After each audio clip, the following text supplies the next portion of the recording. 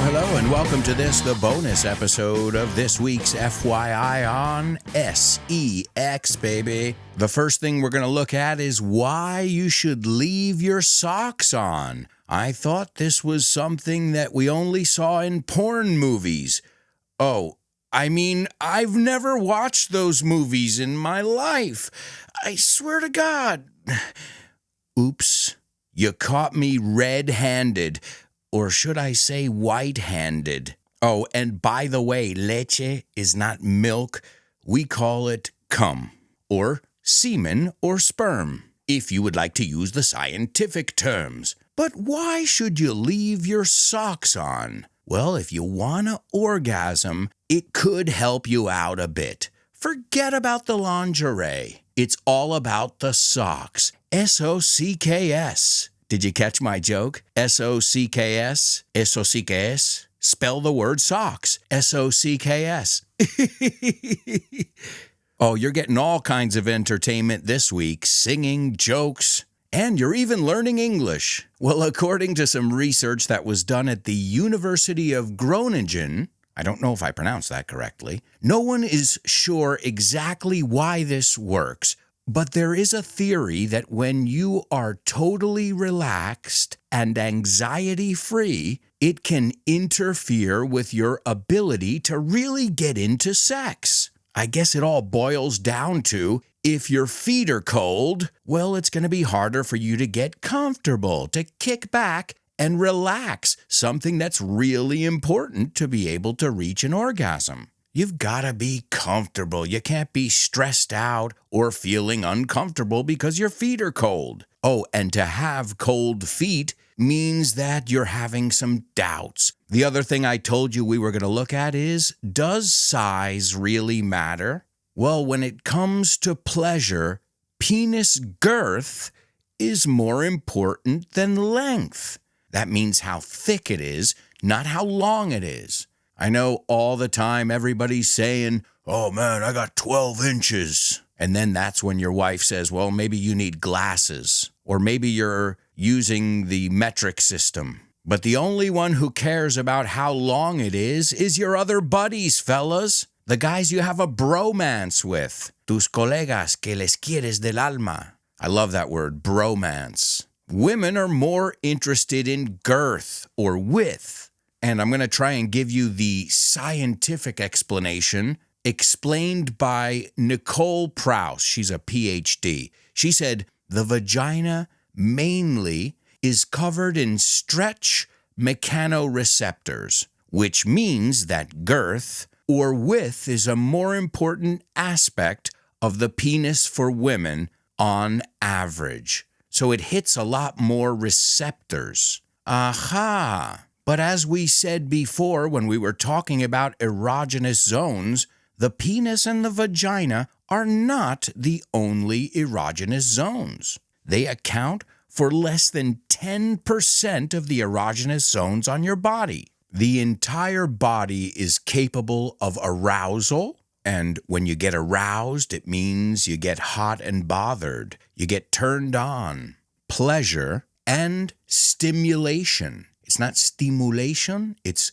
stimulation. So making sex focus solely on genitals can lead to performance pressure. Spread it out. There are so many other erogenous zones. And the body is just waiting to be discovered. You might even have erogenous zones you didn't know you had. And everybody's got their thing. Oh, I like it when somebody breathes on my neck. I like it when somebody scratches my back. We've all got our turn-ons. And that's cool. But remember, the penis, the vagina, the anus, yeah, those are erogenous zones. But don't forget about your limbs, your back, the waist area. I mean, get creative. You never know. You might discover a new erogenous zone that you didn't know. Let's take a look at some sex in pop culture. Obviously, sex is everywhere in pop culture. And I'm not saying this as if it were a good thing. I have a young daughter, and I don't want sex being normalized. I don't want to see young 10-year-old girls being sexualized on TV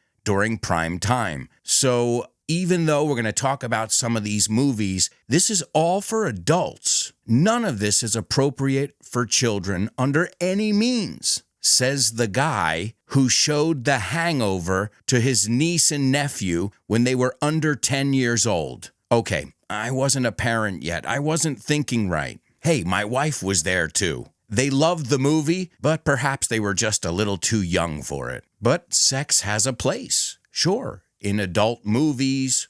And I shouldn't say adult movies because that sounds like porn movies. I mean movies made for adults. Movies that are rated R, even PG-13, that's young adults. But also don't wait for the movie industry or the music industry to regulate it. You as a parent have to know what these lyrics are saying. I never just leave the TV on for my daughter without paying attention to what's going on. As we talked about in the propaganda episode, there's tons of indoctrination out there. I'm not sure if you guys saw it recently. There's a huge scandal around Dan Snyder. He was a guy who was a big producer at Nickelodeon, and, well, it seems him or his crew were acting very inappropriately with young children. And there were even some people who were put in prison who worked at Nickelodeon. Check it out. You can find it. It's quite disturbing. But as I said, everything's got a place. You shouldn't be watching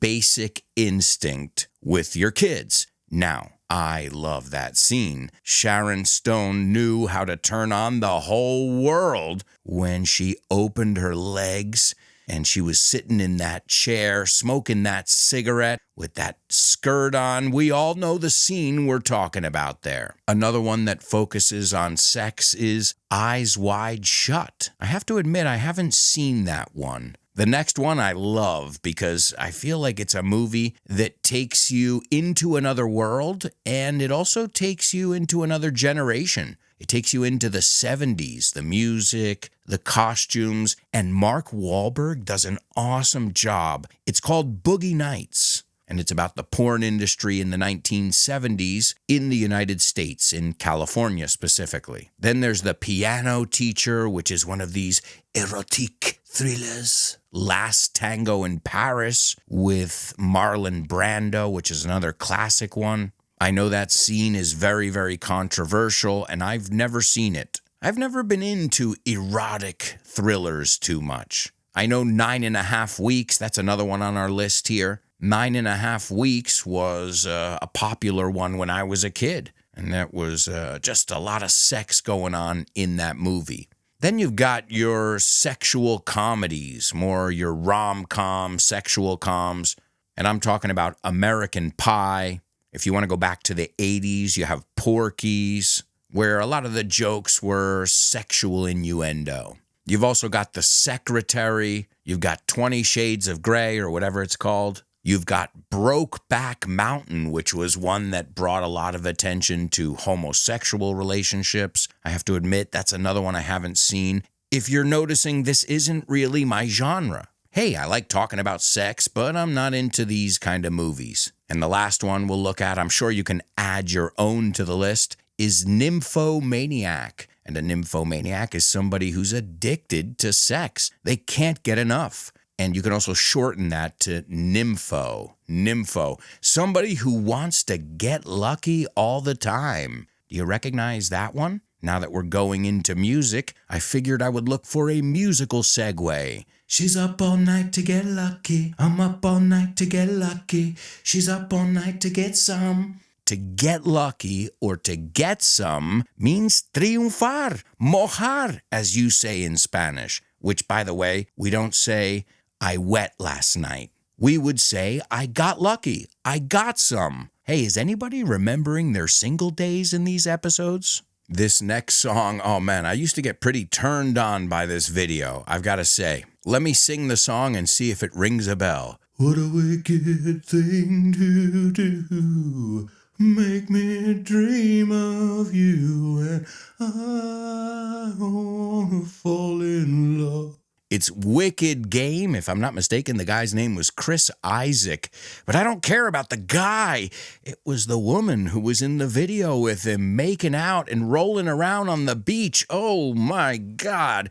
I just closed my eyes and I saw her clearly in my head. And I haven't seen that video in ages. I'm talking decades. Check it out. Wicked Game. I will warn you, it's hot. It's steamy. And then we mentioned Marvin Gaye. I couldn't imagine sex without Marvin Gaye. Okay, all right, you know what I mean. I mean, not in bed with me. I mean, without his music.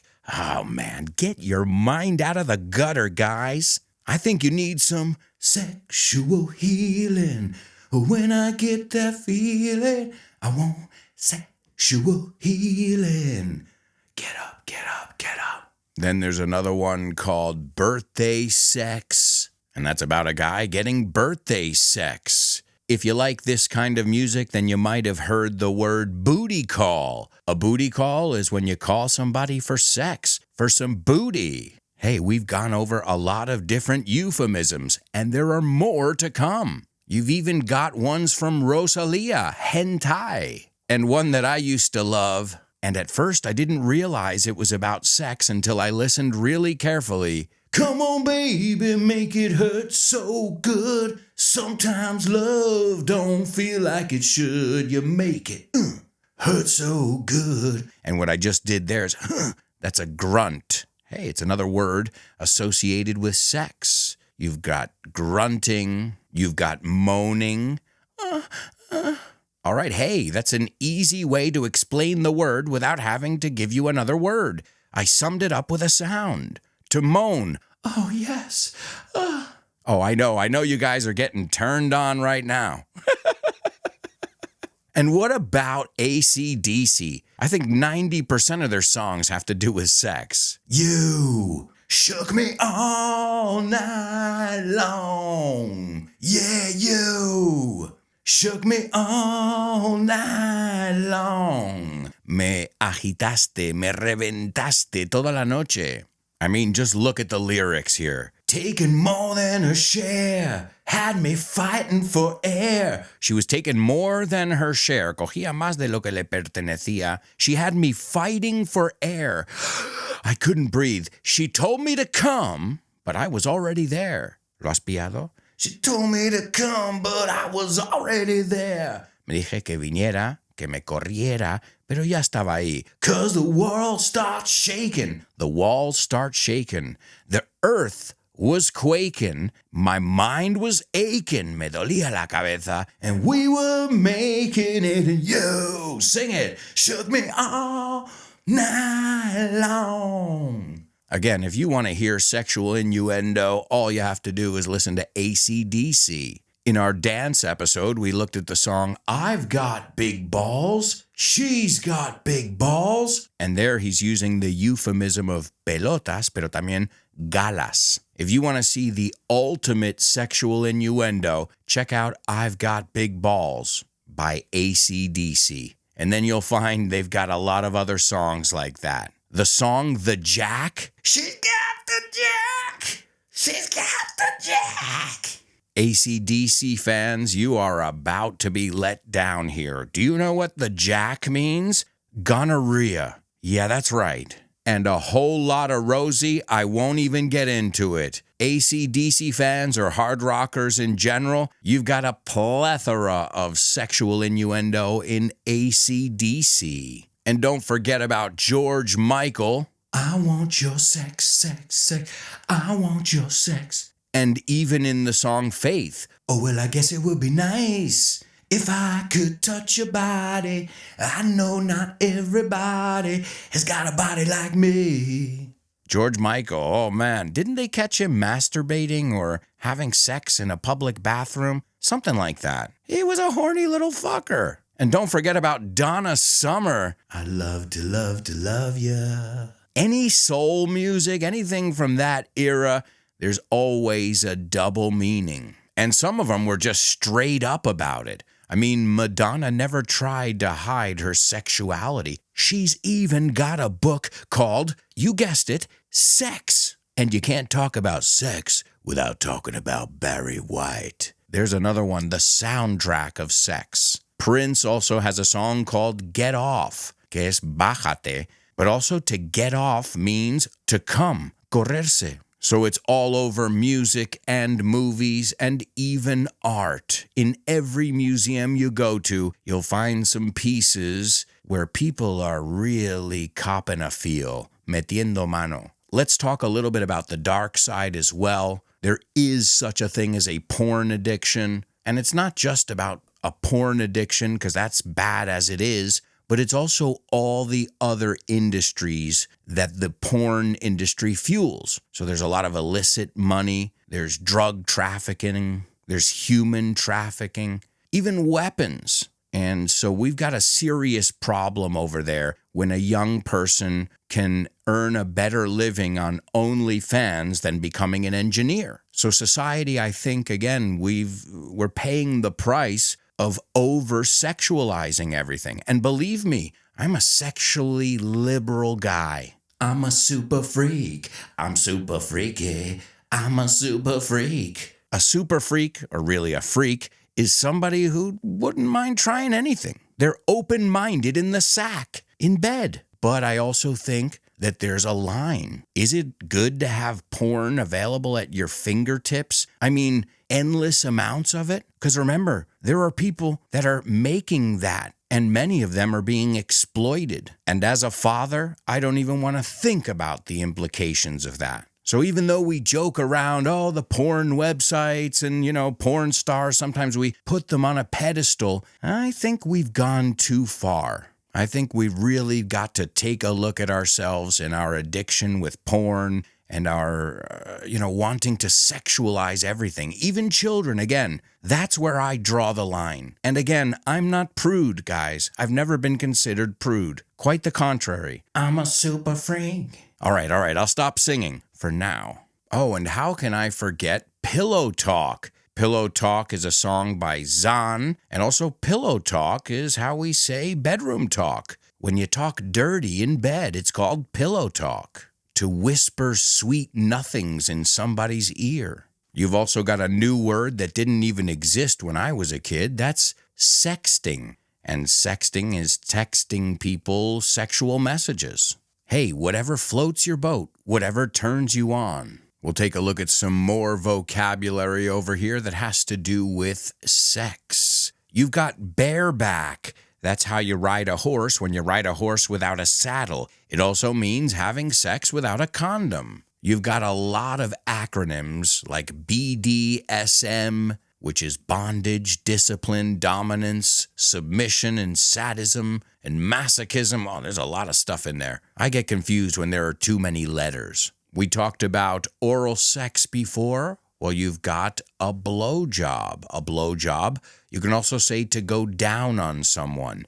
The good thing about saying to go down on someone is it works for men or women. A blowjob is really what a man receives. And to go down on someone, well, anybody can go down on somebody. This is oral sex. Blue balls, that's what it's called when you get really turned on, you get really erect, and then you end up going home. This is why I never liked these strip bars, these, go-go places, because I would always go there, look at these pretty amazing-looking women, scantily clad, wearing very little clothing, if any, just a thong or something. And I would end up going home with blue balls. I know there's a scientific word for it, but we call it blue balls. We also talked about erections before. To have a bulge in your pants means that you see something sticking out of your pants. Your package, you say the same word, paquete, package. Then you've got some words that are from different languages, like bukkake. Sounds like a Japanese word. I'll let you guys look that one up on your own. You've got all different kinds of fetishes out there as well. Some people are into feet. Some people like a golden shower. And some people like to be spanked. One of my favorite idiomatic expressions when we talk about sex is the Mile High Club, El Club de la Milla. And it's anybody who's ever had sex on a plane. I'm sure many of you are familiar with the word MILF, a mom I'd like to burp. I don't know why I beeped that. A mom I'd like to fuck. So then what's a DILF? Well, that's me, folks. A dad you'd like to fuck. Okay, I'm just kidding. But yeah, a DILF is a word. And a GILF? Now we're talking grandma and grandpa, folks. Hey, maybe older people are your thing. I'm not judging you. Even if you want to put on nipple clamps, that's up to you. Or maybe you're into orgies. Or you like a pearl necklace. Do I have to explain that one? Un collar de perlas. Then there's the ever so classic 69. You've got spooning, squirting. And again, if you want to learn more of this vocabulary, just go to your local porn site. Local. They're global. But you know what I mean. Check it out. You'll discover a lot of different words. Like, for example, how do you say the word puño? Well, since there are people out there who like to do it, it's called fisting. So, who would have thunk it? You can learn some English vocabulary from pornography websites. Again, I say stay away from those. You don't want to support that industry. Let's take a look at some different ways of saying to tickle the pickle. Darle cosquillas al pepinillo. The best thing about that one is it rhymes. To tickle the pickle. Or to beat the meat. Pegarle a la carne. Or what about to choke the chicken? Ahogarle a la gallina. Or flog the dolphin. To flog is like to whip. You can also say to jerk off, to jack off, to wank, to show yourself who's boss.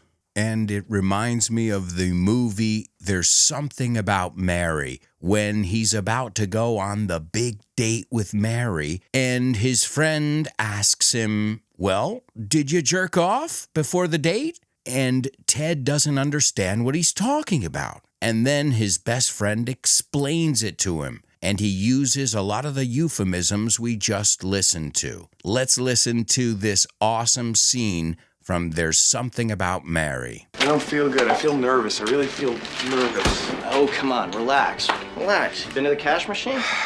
Yeah. Car clean? Uh-huh. Plenty of gas? Uh-huh. Breath. How's your breath? It's fine. I had some Altoids. All right. Well, I think you're all set. So just go clean the pipes and it's a go. Huh? You know, clean the pipes. What do you mean clean the pipes? You choke the chicken before any big date, don't you? Tell me you spank the monkey before any big date. Oh my God, he doesn't flog the dolphin before a big date. No. Are you crazy? That's like going out there with a loaded gun. Of course that's why you're nervous. Oh, my dear friend, please sit, please. Look, after you've had sex with a girl and you're lying in bed with her, are you nervous? No. No, you're not. Why? God, because I'm tired. Wrong. It's because you ain't got the baby batter in the brain anymore. Jesus, that stuff will fuck your head up. Oh, look, the most honest moment in a man's life are the few minutes after he's blown his load. Now that is a medical fact. And the reason for it is that you're no longer trying to get laid. You're thinking like a girl. And girls love that. Holy shit. I've been going out with a loaded gun. People get hurt that way. Oh man, it makes me want to watch that movie again. I haven't seen it in years. But that movie, as with many others, is full of a lot of sex jokes. And if you want to find those, you'll find a lot of dirty jokes on the internet. Trust me, more than clean jokes. But it's time to wrap up our foray into sex. If there's anything we can take from this, it's do it. Do it often. Do it for your health. Do it 'cause it's fun. Do it 'cause we need to survive. And it's like everything in life. If it's worth doing, it's worth doing right. That means have fun. Relax, even if you have to leave your socks on. And speaking of socks, I'll wrap up with this idiomatic expression. I hope this week's episodes have knocked your socks off. To knock your socks off is to amaze you. And I sure hope you'll join us on next week's episodes of FYI.